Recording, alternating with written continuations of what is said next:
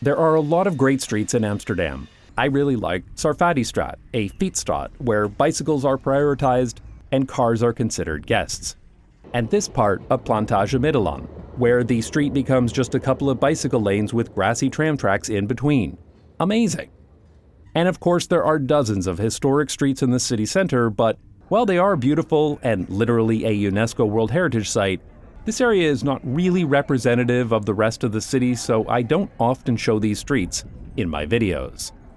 But one of the streets I do show disproportionately often is this one, Ferdinand Bolstraat. I really like this street, not because it's the most beautiful street or even the most comfortable to walk or cycle down, but because it has many features that make it a great functional urban street. At a high level, Ferdinand Bolstraat is not particularly special. It has the typical street design found all over the world, with retail shops and restaurants on the ground floor and apartments above.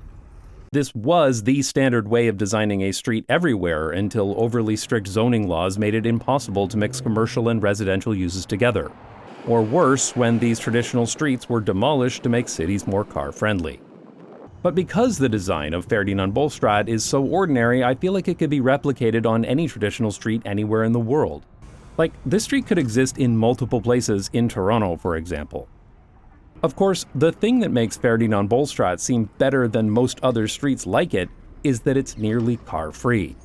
It's not lined with rows of parked cars, which makes it feel more spacious.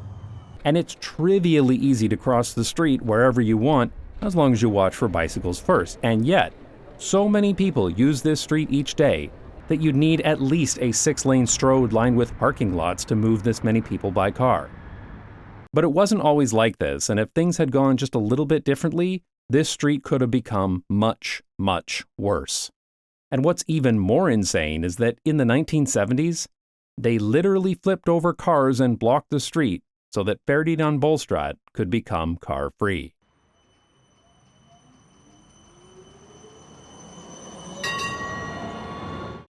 Ferdinand Bolstraat was built in 1872 when Amsterdam first expanded past the borders of the historic Canal Ring. The Industrial Revolution had come to Amsterdam and created a serious housing shortage, so the city built a new neighborhood referred to only as YY on the edge of the city, with Ferdinand Bolstraat as the main street. This map from 1870 shows only a handful of buildings in the area at the time, with one of them being this brewery named De Hooiberg, which would soon be renamed to Heineken. This new neighborhood was planned and built so quickly that the streets and lots were heavily based on the polders that were there before. For example, one of the reasons why Albert Cuypmarkt is wider than other streets in the area is because there was a drainage ditch here that was this wide, so they just designed around it. Since the street was wider than others in the area, it became a good spot for street traders to set up their carts, which became so popular that the city set up a formal market in 1905. And today, it's the largest street market in the country. Here you can pick up fruits and vegetables and other fresh food, including some very good cheese, as well as other useful items, and watch tourists line up for stroopwafels. There's also a statue of the Dutch folk singer André Hazes, who grew up nearby and started his career by singing at the market. Plus, it's a great place to spot your favorite YouTuber while he's filming. Excuse me, are you not just biking? Yes. The Albert Cuypmarkt starts at Van Wouwstraat, crosses several side streets, all of which are pedestrianized around the market, and it ends at Ferdinand Bolstraat. The market and these car-free streets are probably the best part of this neighborhood, and it all started because people couldn't wait for a ditch to be filled in before building houses in 1872. As another way to speed up development, the city built the streets and partitioned the lots in Neighbourhood YY, but they left the task of building the houses to the free market, which meant that most of the houses were built quickly and cheaply by private developers trying to make as much profit as possible. Eventually, the terrible quality of housing in neighborhoods like this one forced the government to create the first housing construction regulations in 1901. Of course, the municipal buildings were built much better, and there are a few on Ferdinand Bolstraat that are historic monuments today, such as this former boys' school and this building, which used to be a police station and fire department, and you can see where the large door for the fire engine would have been. I suppose it's fitting for Amsterdam that it's now a bicycle shop. Today, Neighbourhood YY is known as De Pijp, and one of the theories for the name comes from the long straight streets like Ferdinand Bolstraat that would funnel people into the city.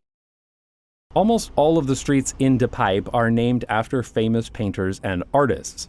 Ferdinand Bolstraat was named after the 17th century painter Ferdinand Bol, a student of the famous Dutch Golden Age painter Rembrandt. Bol painted many portraits as well as important historic scenes. You know, like that time when Pyrrhus showed his elephant to Fabricius. And no, that's not a euphemism, the elephant is right here. In fact, he painted it twice, just to be sure. Over the next few decades, the city continued expanding outwards, and Ferdinand Bolstraat was extended along with it, with the street getting increasingly wider and the buildings farther apart with each additional extension.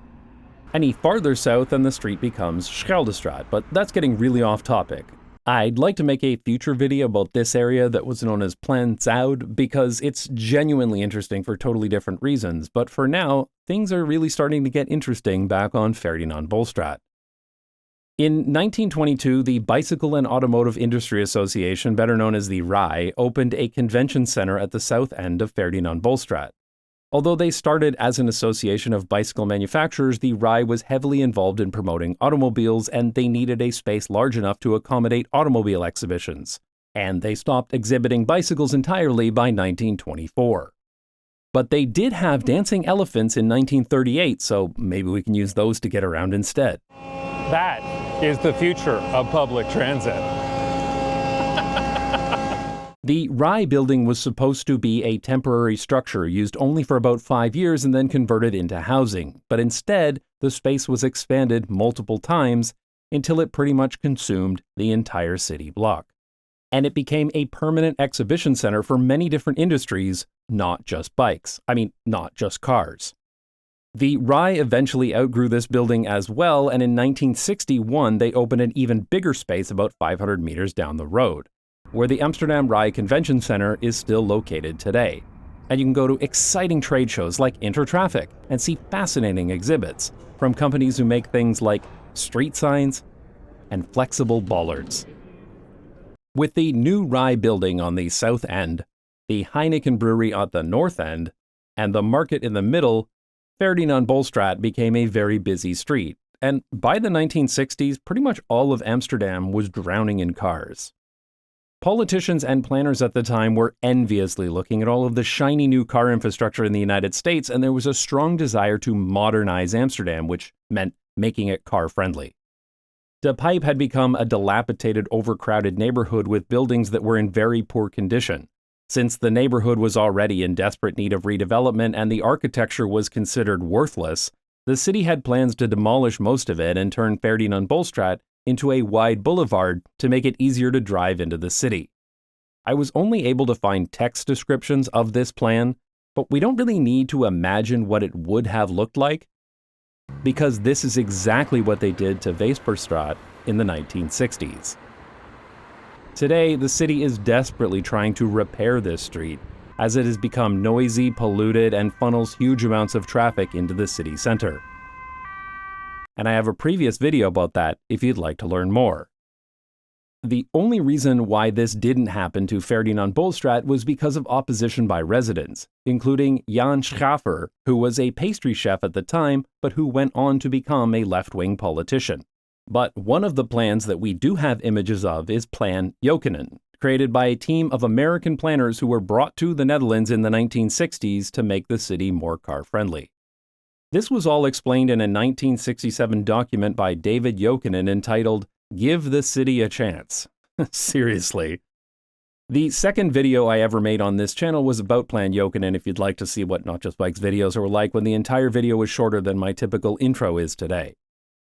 This image shows the part of the plan for De Pijp, with Ferdinand Bolstraat here, showing everything to the west of it destroyed to build an elevated highway, making it easier to access the center of Amsterdam by car. This canal, the Singel at the north end of Ferdinand Bolstraat, would be filled in to make a ring road. And this part of Wijzelgracht next to it would have been turned into a highway interchange. I don't love the huge roundabout at Weiselgracht today, but I think we can all agree that this is still much better than a literal highway interchange. In this plan, Ferdinand Bolstraat would have stayed the same, but many buildings around it would have been turned into office buildings and parking garages, and I like how the document shows a huge parking garage next to Ferdinand Bolstraat with a little note that reads, "Existing shopping streets also benefit from the parking garages." Well, that's nice. Of course, the reality is that shopping streets like Ferdinand Bolstraat benefit not from parking garages, but from having lots of people who live within walking distance. Because anybody driving will just go to a strip mall in the suburbs instead. Today, this area that was going to be destroyed to build parking garages and office towers is one of my favorite neighborhoods in the city, and I love what they've done with it recently. Shortly after we moved to Amsterdam in 2018, the city removed almost all car parking on these streets and turned the space into bicycle parking and gardens. This already made the street look so much wider and more inviting, but a few years later they began construction on the permanent design, which is finally nearing completion. The streets are now narrower to provide more room on the sidewalks, and the street is at the same level as the sidewalk so that people can spill out into the street too. And they changed the surface to these nice light brown clinkers, instead of the asphalt that was here before. These streets now have lots of traffic calming and a 20km/h speed limit too, and the bicycle parking and gardens were made permanent. There are a handful of parking spots that can be used for unloading, and there is some disabled parking, but the vast majority of space has been used to make the street better instead of being used for storing giant metal boxes. And the streets are so much greener as a result. To me, this part of De Pijp is pretty close to peak urbanism. It's wild that this could have been turned into highways and parking lots. Although there are very few car parking spots left on the surface, there was a parking garage built here, under this canal that was going to become office buildings in Plan Jokinen. And I've never seen so many electric car charging spots in one location before. This parking garage has 600 car parking spaces that replace 300 spaces on the surface. And it costs 35 million euros, or about 60,000 euros per parking space, while being completely free for residents to use, which makes it just yet another subsidy for car owners. But at least the excess parking capacity is being used to justify removing more on-street parking from other parts of De Pijp. And they built this parking garage under the canal, instead of bulldozing the neighborhood next to it. Thankfully, Plan Jokinen didn't become a reality. Well, for the most part, some neighborhoods did get destroyed to build roads. But the rest of the plan was cancelled, partially because of protests from residents, but also because the city couldn't afford it. In the US, cities took on debt to build car infrastructure they couldn't afford, but Dutch cities couldn't raise that much debt in the 1960s, and so they were mostly spared from the destruction caused by car infrastructure. Back on Ferdinand Bolstraat, the RAI Convention Center had been moved farther south in 1961, so decisions needed to be made about what to do with the old RAI area. The building was only ever supposed to be a temporary building and turned into housing afterwards, but now that the time had finally come, the city had other ideas. They wanted to build an opera house here. Photos from the early 70s show the old RAI building covered in graffiti of what the residents thought about that idea. They wanted new housing and a sports center instead. In anticipation of the new opera house development, the Japanese hotel chain Okura built a hotel in the southeast part of the property, which opened in 1971. Which is why today there's still this massive 1970s style hotel that looks very out of place with the rest of De Pijp. I remember the first time I came to this neighborhood, even before I had moved to the Netherlands. I ended up on this street and wondered why there was this ugly gas station with gas pumps where the sidewalk should be. And now I know it's because this was the kind of stuff they were building in Amsterdam in the early 1970s. And many people at the time were not very happy about it either. By the 1970s, the residents of De Pijp were getting fed up with cars filling their streets and new urban planning proposals that always seemed to involve making their neighborhood worse. This footage is from a documentary entitled On Behalf of the Children of De Pijp that aired on TV in March of 1972. It shows De Pijp from the perspective of the children who were living there and the problems they encountered, from substandard housing to dangerous streets full of cars and nowhere for them to play. This documentary highlighted the problems of De Pijp to the general public, and it resulted in several changes like these small playgrounds that are still here today.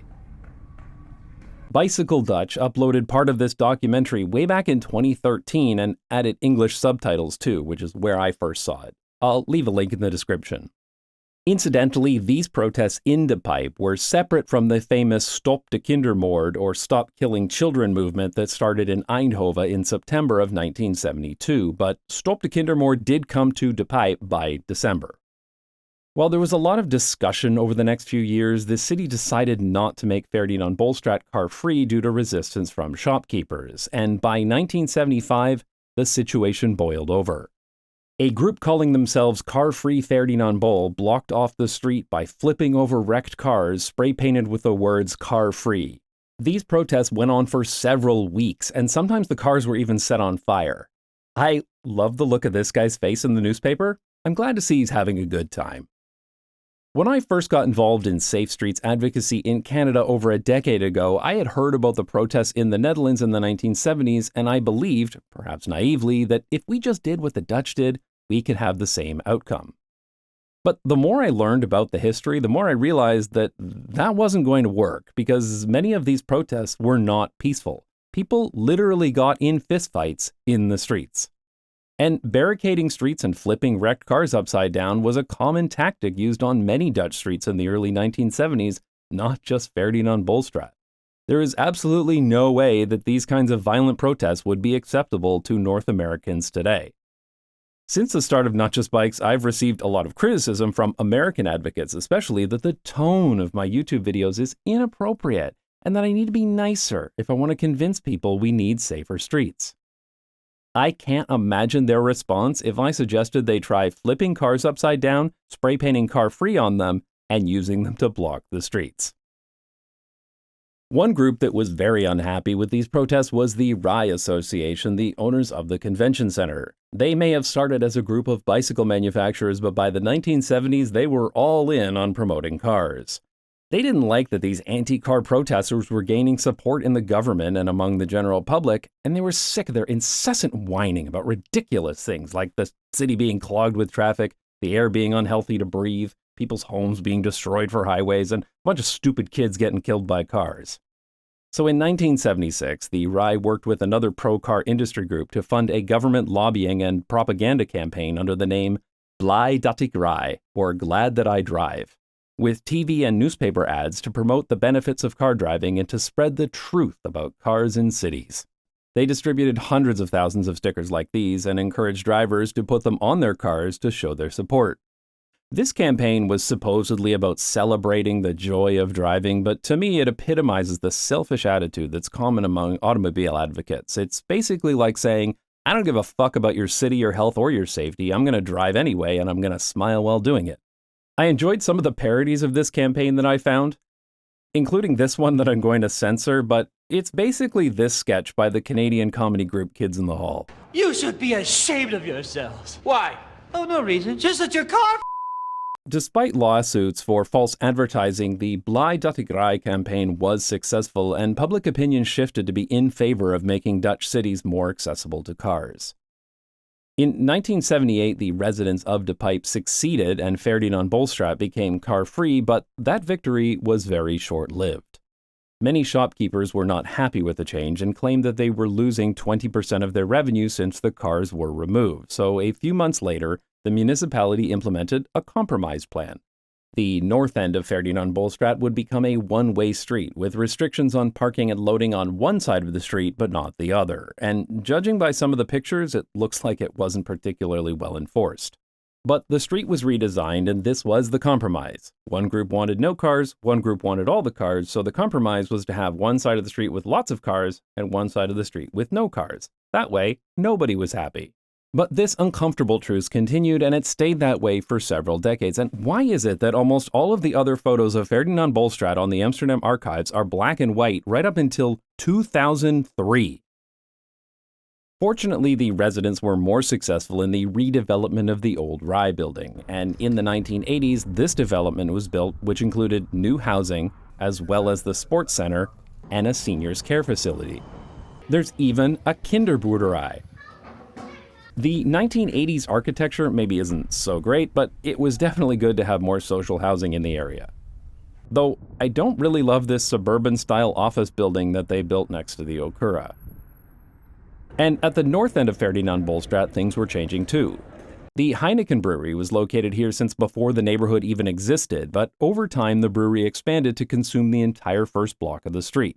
But in the 1970s, Heineken built a much larger facility outside of the city and started ramping down production in Pijp. The original site of the brewery was turned into a tourist attraction called the Heineken Experience, which I've heard is one of the worst tourist traps in the city. I like how they put these giant bollards as a way to keep the crowds of tourists from standing in the bike lane, though.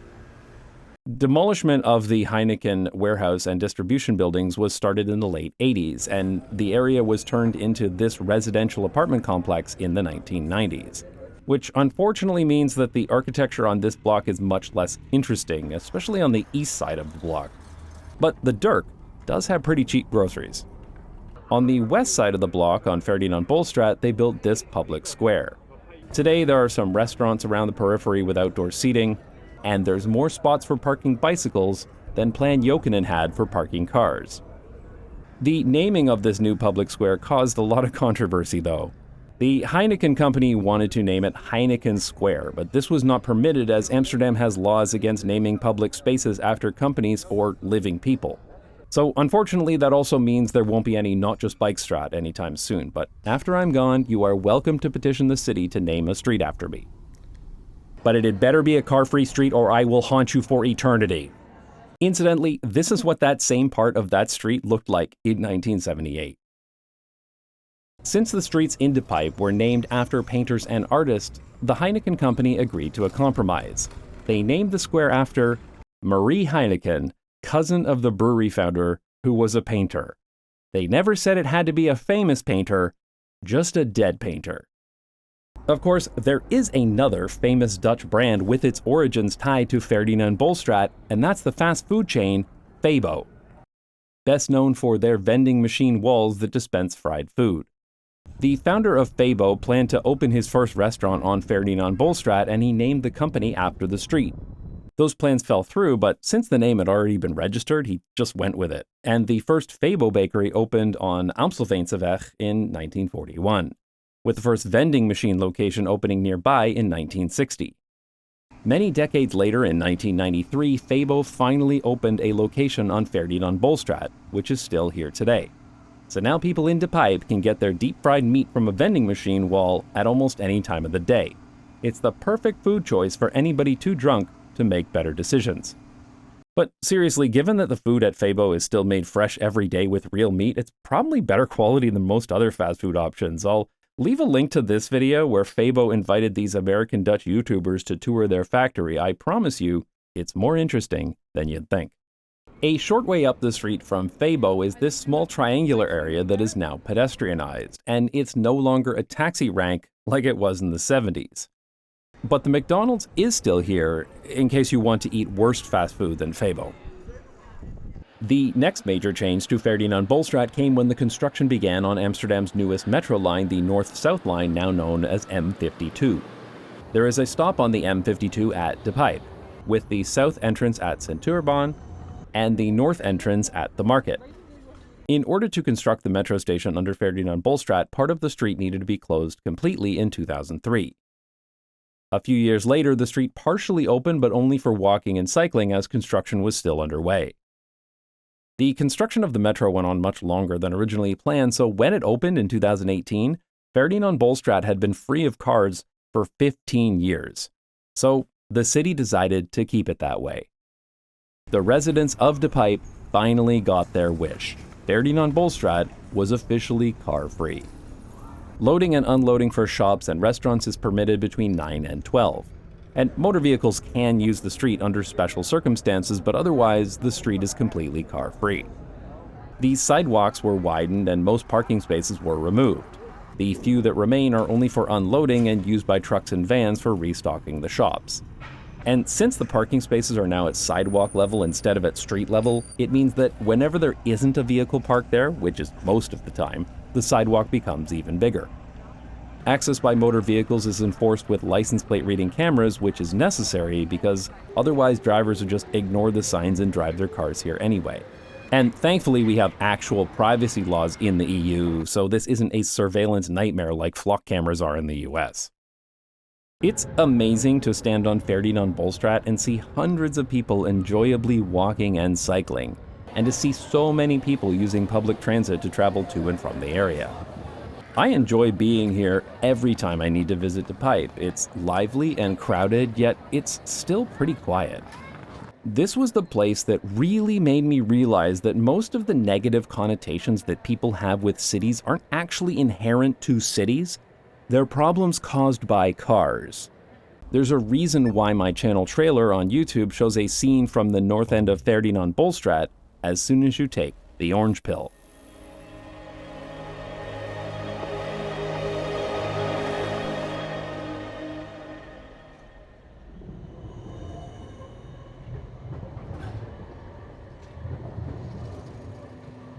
The recent redesign of Ferdinand Bolstraat was part of Amsterdam's Rode Loper, or red carpet plan. When the M52 metro line was nearing completion, the city wanted the streets above the metro to be built back better than they were before, with more greenery and more space for people, with an ultimate goal of developing an attractive, continuous walking route from Amsterdam Centraal Station to the RAI Convention Center. Most of the walking and cycling route is made of these red clinkers, hence the red carpet name. I like the new street that they've built, but walking along it, I don't get the feeling that this is any kind of continuous route. I wouldn't even know it was supposed to be that way unless I had read about it, but these streets are definitely better than what was here before. And of course, it's much better than the 1967 plan of turning all of this into a highway. The south end of Ferdinand Bolstraat is still fully accessible to cars, and it's just not as good as a result.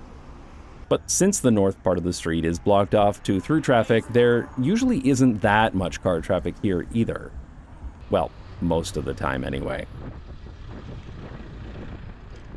The current design of Ferdinand Bolstraat has been very successful, and so I'm glad to see that Amsterdam is trying to make more streets like it. For example, Van Vouwstraat at the other end of the market used to be a busy street full of cars that was dangerous to cycle on, and the trams would routinely get stuck in traffic. It used to be that if I ever missed living in Toronto, I would come here, and I wouldn't miss living in Toronto anymore. But the municipality recently redesigned it, and now it's so much better. The north end of the street was cut off to car traffic. Trams, emergency vehicles, and people walking and cycling can still go through, but cars and trucks cannot. And it also helps that most of the parking spaces were removed too. Now, the street is only used for local traffic, and motor vehicle volumes have been reduced significantly. It's often said that the best bicycle plan is a good car plan, and it really is true. The bicycle lanes on this street are still just painted lines, but it doesn't matter, because now that it's no longer a through street, and since most car parking was removed, there are very few motor vehicles here. And it's the same thing on Ferdinand Bolstraat too, which is again why I always say that protected bicycle lanes are not bicycle infrastructure, they're car infrastructure, because without cars, you don't need bike lanes. In the 1960s, the Pijp was poor and overcrowded, but today it's an extremely popular neighborhood, with some great restaurants and shops, and the housing is predictably expensive. I've heard people complain that the neighborhood is too gentrified, but I don't like that label because I think it makes people come up with incorrect solutions. For example, when dealing with gentrification, it's good to have subsidized housing, but that only addresses the symptom of the problem, not the root cause.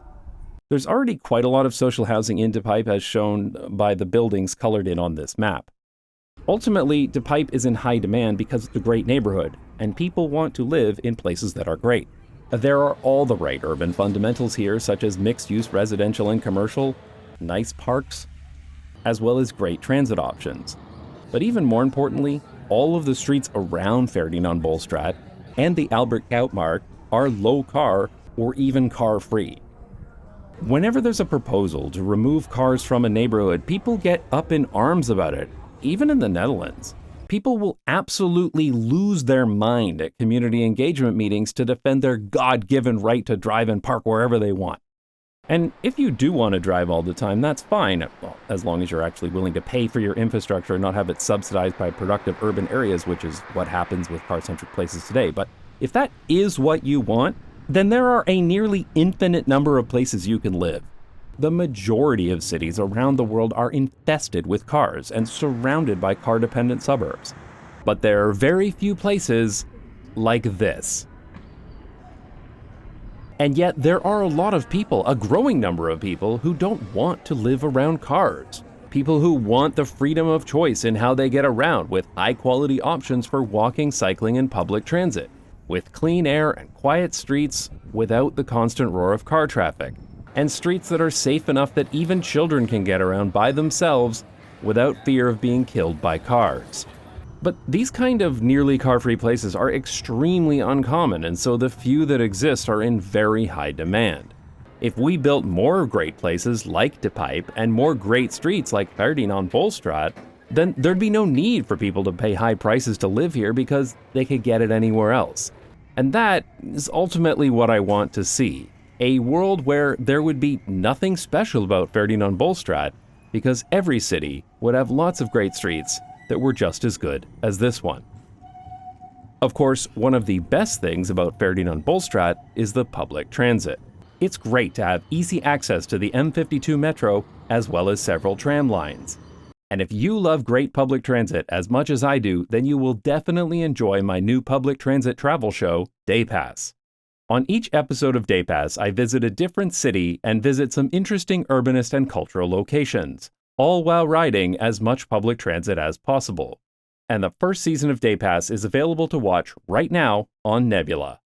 If you haven't heard of Nebula, it's a subscription streaming service that's owned and operated by creators, not venture capitalists, private equity, or big tech. Which is why Nebula can afford to support creators and provide them with a platform to make the videos they want to make, without worrying about demonetization or algorithmic optimization. I never would have been able to create a show like Day Pass if it wasn't for the financial and production support that I get from Nebula. When you sign up to Nebula, you not only support this channel and get early access to all of my future videos, you also get access to thousands of videos from over 250 other talented creators, all without any ads or sponsorships. You'll also get access to Nebula Originals, which includes unique shows like Day Pass, but also documentary films and many other videos that are only available on Nebula. Nebula also has gift cards, and my Dutch viewers will be glad to know you can buy them with Ideal. You can even send one to yourself if you just want to try Nebula without using a credit card. So if you want to support a streaming service with lots of original high-quality videos that's also dedicated to making creators the best that they can be, then consider signing up to Nebula. If you sign up using the link go.nebula.tv/notjustbikes or buy a gift card at gift.nebula.tv/notjustbikes, then you'll support this channel financially and get 50% off an annual subscription. Thanks to everyone who supports this channel on Nebula, on Patreon, or even here on YouTube by watching this video all the way through to the end. I appreciate it.